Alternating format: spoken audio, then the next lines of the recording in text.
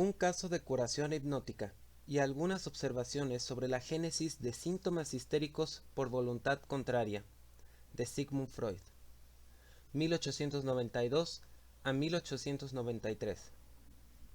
Traducción original al español de Luis López Ballesteros y de Torres. Me decido a publicar aquí la historia de una curación obtenida mediante la sugestión hipnótica por tratarse de un caso al que una serie de circunstancias accesorias de mayor transparencia y fuerza probatoria de las que suelen entrañar la mayoría de nuestros resultados terapéuticos de este orden. La mujer a la cual me fue dado auxiliar así, en un momento muy importante de su existencia, me era conocida desde muchos años atrás y permaneció luego varios otros sometida de mi observación. La perturbación de la cual él libertó la sugestión hipnótica había ya surgido una vez con anterioridad, siendo ineficazmente combatida e imponiendo a la sujeto una penosa renuncia que la segunda vez logré evitarle con mis auxilios. Todavía un año después, volvió a presentarse por vez tercera la dicha perturbación para ser de nuevo suprimida con iguales medios, pero ahora ya de un modo definitivo, no volviendo a atormentar a la sujeto en todo el tiempo que hubo de ejercer la función sobre la cual recaía. Además, creo haber conseguido en este caso descubrir el sencillo mecanismo de la perturbación y relacionarlo con procesos análogos del campo de la neuropatología. Trátase, para no continuar hablando en adivinanzas, de un caso en el que una madre se vio imposibilitada de amamantar a su hijo recién nacido hasta la intervención de la sugestión hipnótica, y en el cual lo sucedido después de un parto anterior y otro posterior permitió una comprobación sólo raras veces posible del resultado terapéutico. El sujeto del historial clínico que sigue es una mujer joven entre los 20 y los 30 años a la que casualmente trataba yo desde sus años infantiles y que por sus excelentes cualidades, su serena reflexión y su naturalidad no había dado jamás, ni tampoco a su médico de cabecera, una impresión de nerviosismo.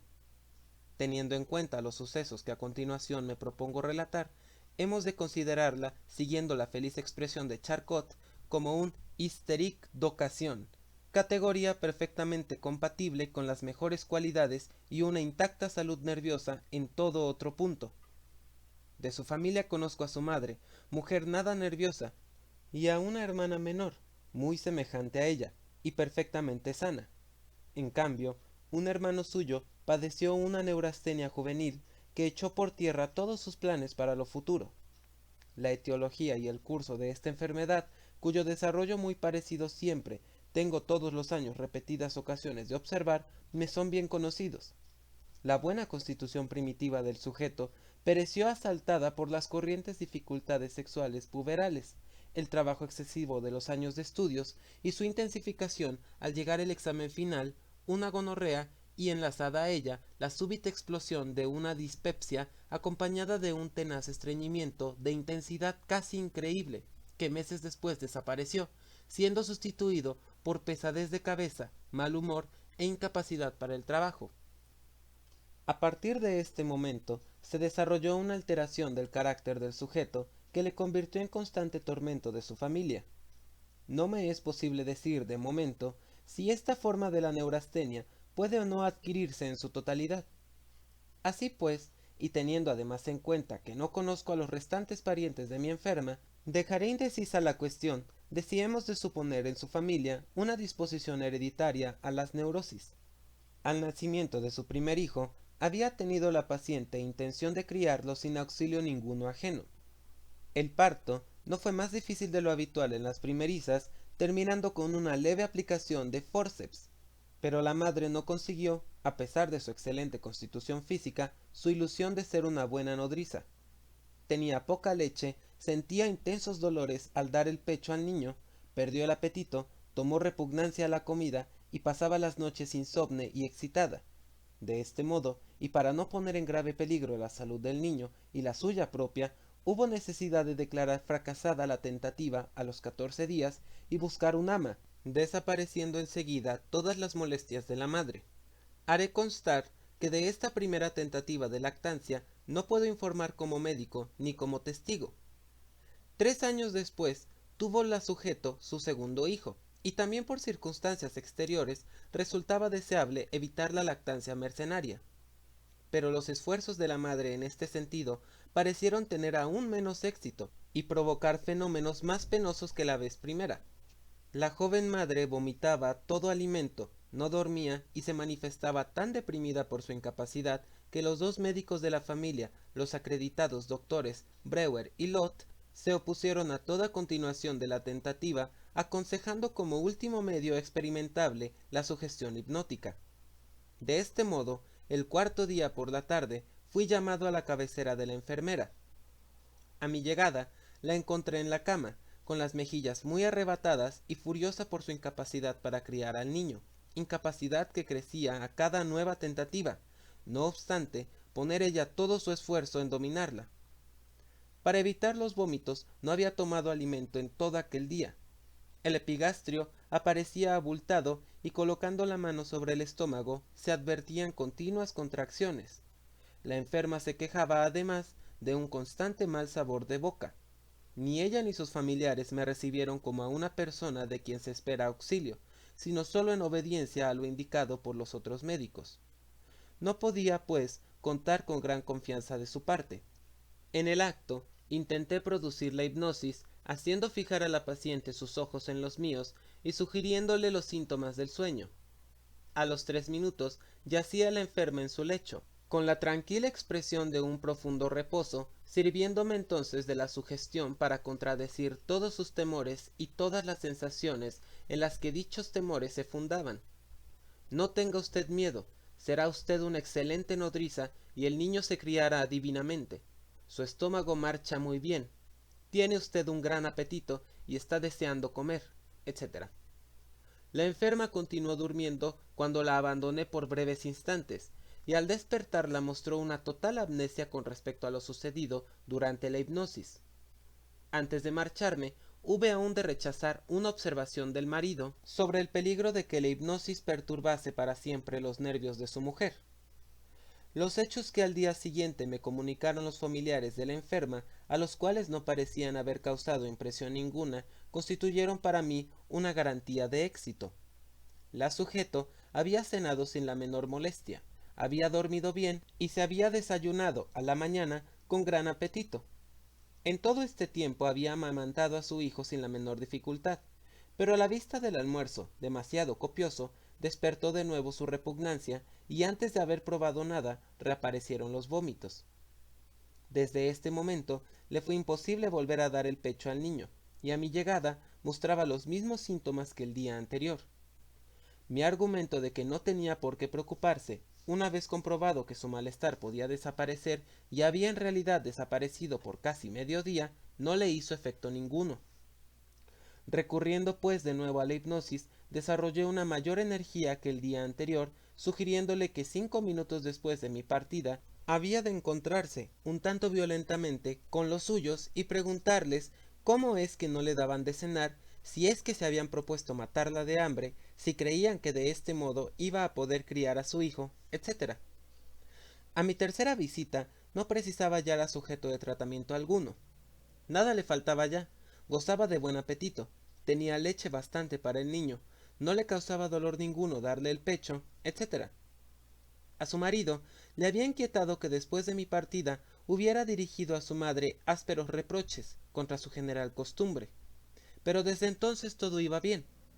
Mi intervención terminó aquí por esta época. La sujeto amamantó a su hijo durante 8 meses, teniendo yo ocasión de comprobar varias veces en este periodo el buen estado de salud de ambos. Únicamente hube de encontrar incomprensible e irritante que nadie de la familia volviera a hablarme del buen resultado obtenido con mi intervención. Pero un año después obtuve mi desquite. Un tercer hijo planteó de nuevo el problema, presentándose otra vez la imposibilidad de criarlo. Encontré a la sujeta en el mismo estado que la vez anterior, indignada contra sí misma al ver que toda su fuerza de voluntad no llegaba a vencer la repugnancia a alimentarse y los demás síntomas. La primera sesión de hipnosis no produjo otro resultado que el de desesperanzar más a la enferma, pero después de la segunda quedó de nuevo tan completamente anulado el complejo de síntomas que no hubo necesidad de más. La sujeto crió también a este niño que hoy tiene ya año y medio sin molestia alguna y goza de buena salud. Ante esta repetición del éxito terapéutico, modificó el matrimonio su actitud para conmigo y me confesaron el motivo a que obedecía. Me daba vergüenza, dijo la mujer, reconocer que el hipnotismo conseguía lo que toda mi fuerza de voluntad no era suficiente a lograr. De todos modos, no creo que ni ella ni su marido hayan dominado la aversión que les inspiraba la hipnosis. Pasamos ahora a explicar cuál fue el mecanismo psíquico de la perturbación de nuestra paciente suprimida por su gestión. No tuve, como en otros casos de los que más adelante trataré, noticia directa de dicho mecanismo, sino que hube de adivinarlo. Existen representaciones con las cuales se haya enlazado un afecto expectante y son de dos órdenes: representaciones de que haremos esto o aquello, o sea, propósitos, y representaciones de que nos sucederá algo determinado, o sea, expectaciones. El afecto a ellas enlazado depende de dos factores. En primer lugar, de la importancia que el suceso pueda tener para nosotros, y en segundo, del grado de inseguridad que entraña la expectación del mismo. La inseguridad subjetiva, la contraexpectación, aparece representada por una serie de representaciones a las que damos el nombre de representaciones contrastantes penosas.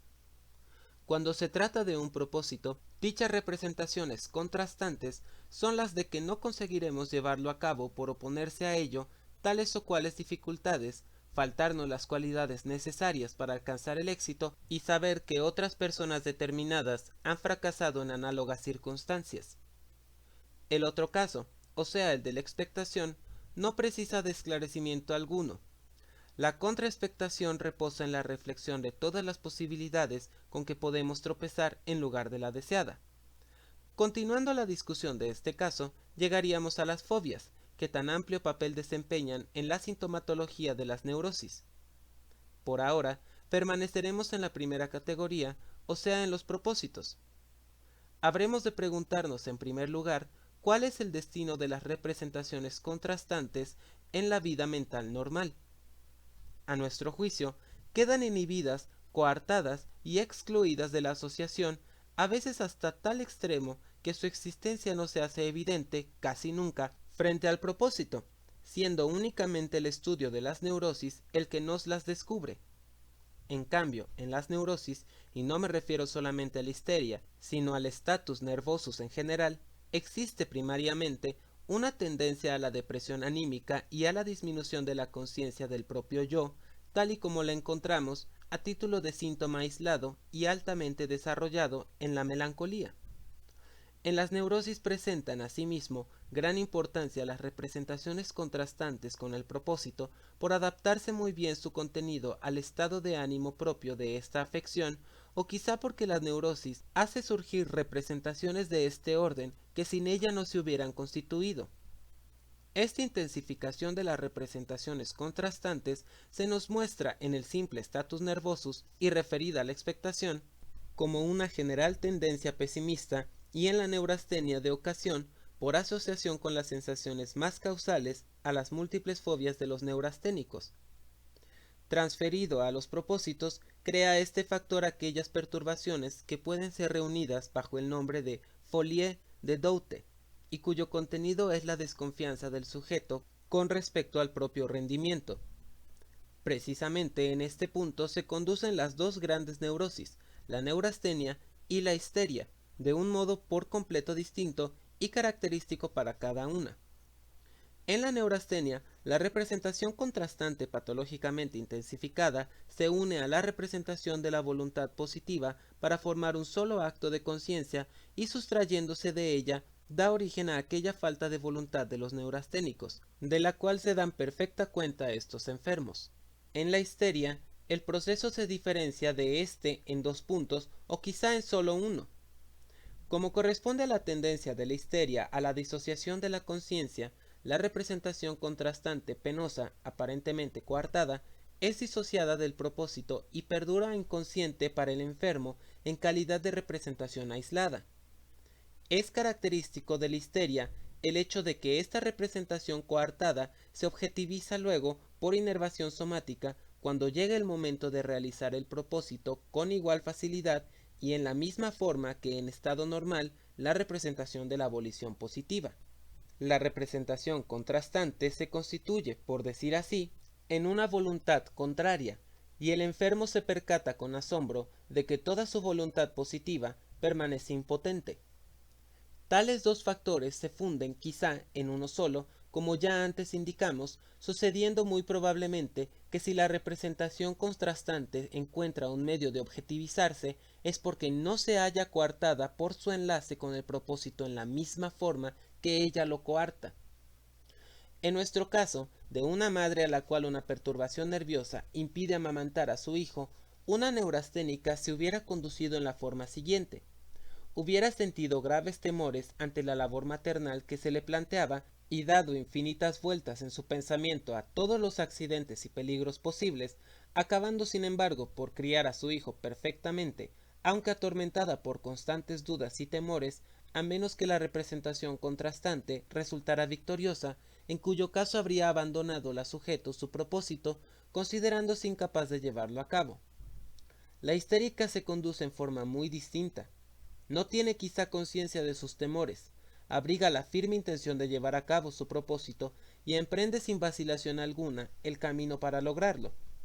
Pero a partir de este momento se comporta como si abrigase la firme voluntad de no amamantar al niño, y esta voluntad provoca en ella todos aquellos síntomas subjetivos que una simuladora pretendería experimentar para eludir el cumplimiento de sus obligaciones maternas, o sea, la falta de apetito, la repugnancia a todo alimento y la imposibilidad de dar el pecho al niño a causa de los terribles dolores que ello lo originaba.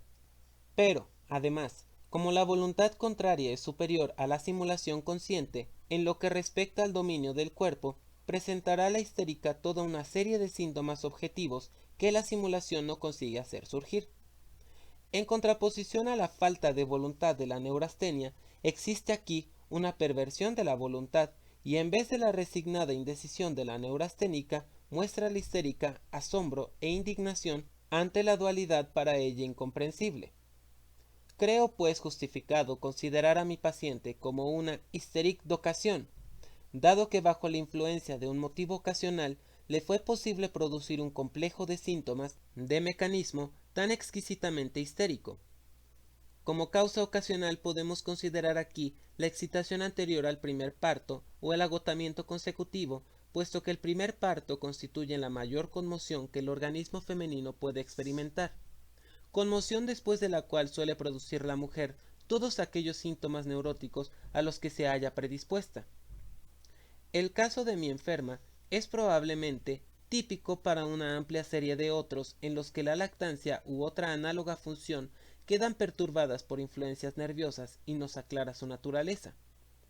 Pero como en él no se me reveló directamente el correspondiente mecanismo psíquico, sino que llegué a él por inducción especulativa, me apresuré a asegurar que la investigación de los enfermos en la hipnosis me ha relevado muchas veces la existencia de un mecanismo psíquico semejante a los fenómenos histéricos. Expondré aquí uno de los más singulares ejemplos de este orden. Hace años tenía sometida a tratamiento a una señora histérica de voluntad muy enérgica para todo lo que no se relacionara con su enfermedad, pero gravemente afectada, por otro lado, de numerosas y tiránicas incapacidades y prohibiciones histéricas. Entre otros síntomas, presentaba el de producir de cuando en cuando, a manera de un tic, un sonido inarticulado, un singular chasquido o castañeteo que se abría paso entre sus labios contraídos. Al cabo de varias semanas le pregunté en qué ocasión habría surgido por primera vez aquel síntoma. La respuesta fue: no lo sé, hace ya mucho tiempo. De este modo, me inclinaba ya a considerarlo como un tic auténtico cuando un día se me ocurrió interrogar de nuevo a la paciente, hallándose ésta en un profundo sueño hipnótico. En la hipnosis disponía esta enferma, sin necesidad de sugestión ninguna, de todo su acervo de recuerdos o, como estoy muy inclinado a afirmar, de toda la amplitud de su conciencia restringida durante el estado de vigilia. A mi pregunta de cuándo se había producido por primera vez aquel síntoma, respondió en el acto: lo tengo desde que una vez me hallaba velando a mi hija menor, enferma de gravedad, y me propuse guardar el más absoluto silencio para no perturbar el sueño, que por fin había conciliado, después de un día de continuas convulsiones. Luego desapareció y no volvió a molestarme hasta muchos años después, consecutivamente al suceso que voy a relatarle. Yendo en coche con mis hijas a través de un bosque, nos sorprendió una tormenta y los caballos se espantaron al caer un rayo en un árbol cercano. Entonces pensé que debía evitar todo ruido para no asustar más a los caballos, pero contra toda mi voluntad produje el chasquido que desde entonces me es imposible reprimir. Una vez referido en esta forma el singular chasquido a su fuente de origen, desapareció por completo y para muchos años, convenciéndome así de que no se trataba de un tic auténtico. Fue esta la primera ocasión que se me ofreció de comprobar la génesis de un síntoma histérico por objetivación de la representación contrastante penosa, o sea, por voluntad contraria. La madre, agotada por el temor y los desvelos que le ocasiona la enfermedad de su hija, se propone guardar el más absoluto silencio para no perturbar el anhelado reposo de la enferma. Pero hallándose en un estado de gran agotamiento, la representación contrastante de que acabaría por producir algún ruido demuestra ser la más fuerte. Consigue dar origen a una inervación de la lengua, inervación que el propósito de permanecer en silencio había quizás olvidado de impedir. Rompe la contracción de los labios y produce un ruido, el cual adquiere un carácter fijo a partir de este momento, especialmente después de la repetición del mismo suceso.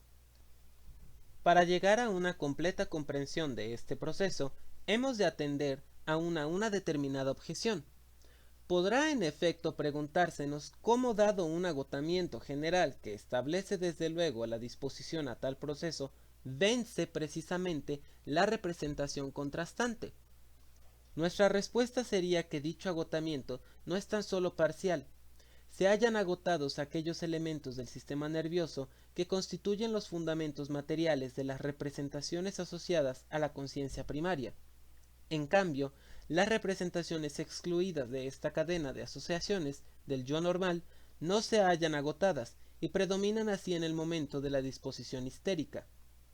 Ahora bien, todo conocedor de la histeria observará que el mecanismo psíquico aquí descrito aclara no sólo algunos accidentes histéricos aislados, sino amplios secretos del cuadro sintomático de la histeria y uno de sus rasgos característicos más singulares. Nuestra afirmación de que las representaciones contrastantes penosas, coartadas y rechazadas por la conciencia normal fueron las que pasaron a primer término y hallaron el camino de la inervación somática, en el momento de la disposición histérica, nos da también la clave de la peculiaridad de los delirios que acompañan a los ataques histéricos.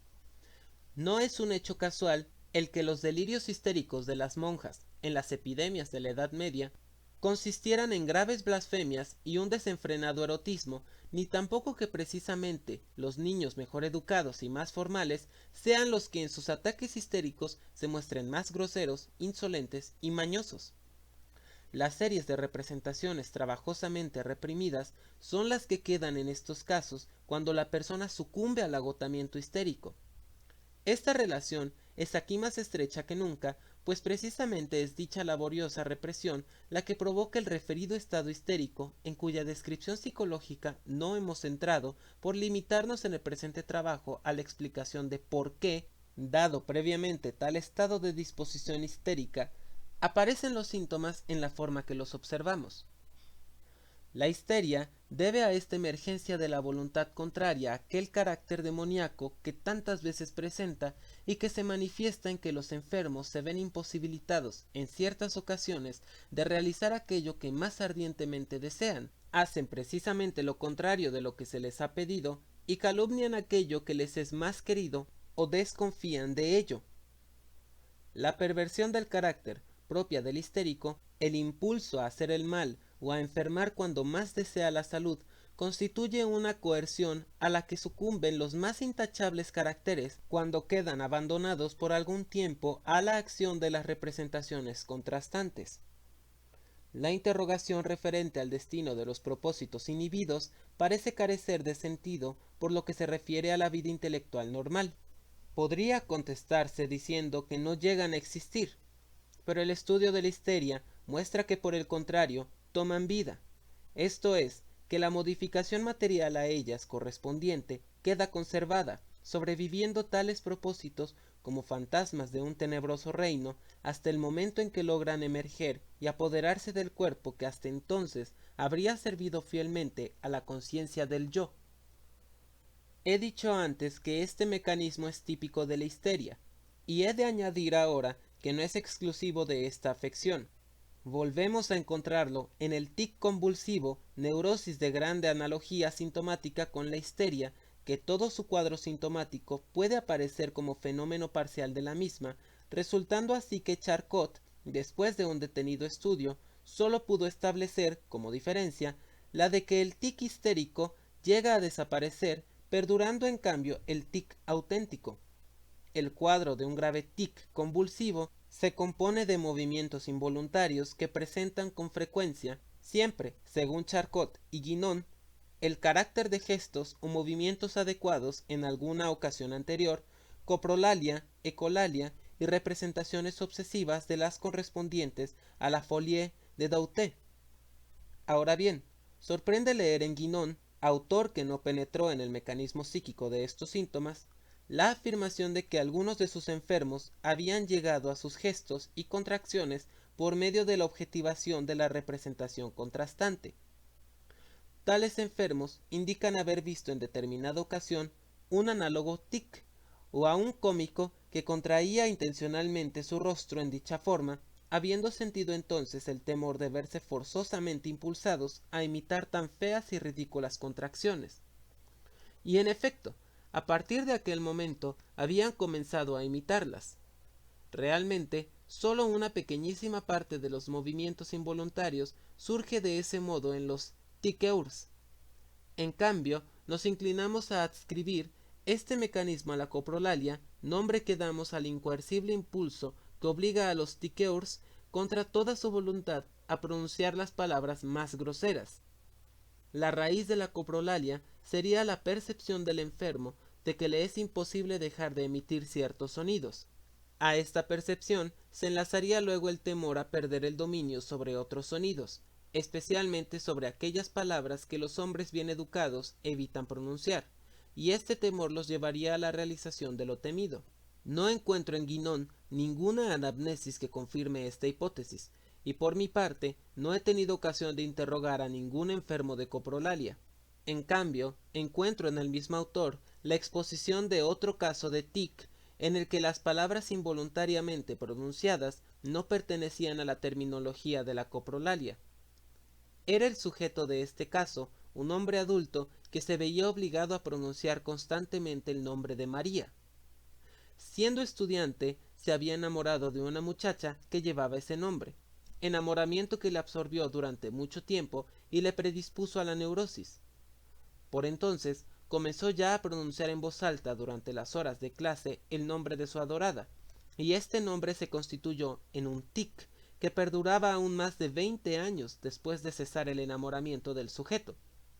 A mi juicio, lo que sucedió en este caso fue que el firme deseo del sujeto de mantener oculto el nombre de su amada se transformó, al llegar un momento de especial excitación, en la voluntad contraria, perdurando desde entonces el tic, como en el caso de mi segunda enferma. Si la explicación de este ejemplo es exacta, habremos de atribuir igual mecanismo al tic propiamente coprolálico, pues las palabras groseras son secretos que todos conocemos y cuyo conocimiento procuramos siempre ocultarnos unos a otros. Fin de un caso de curación hipnótica y algunas observaciones sobre la génesis de síntomas histéricos por voluntad contraria, de Sigmund Freud.